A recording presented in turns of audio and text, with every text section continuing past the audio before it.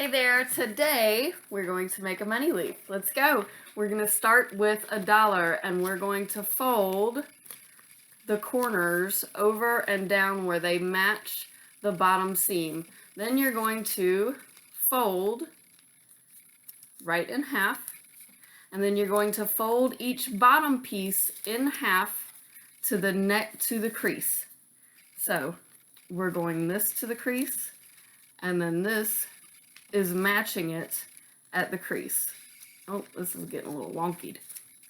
Whoopsie.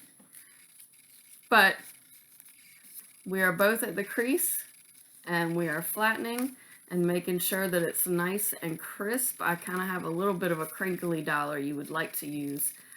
It would be better if you used not a crinkly dollar. Then we're going to go and fold these pieces to the crease we just made. So if this was in half like this, then we're going to fold this bottom piece on itself. Here, I'm going to do this on the table. I know you can't really see.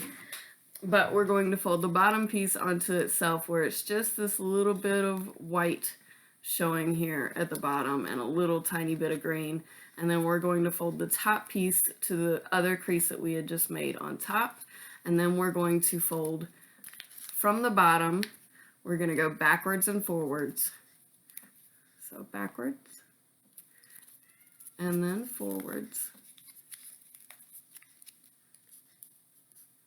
And we're going to do this for, it's considered 16ths, but we're not actually folding it 16 times, but it was one way, the other way, one way, the other way.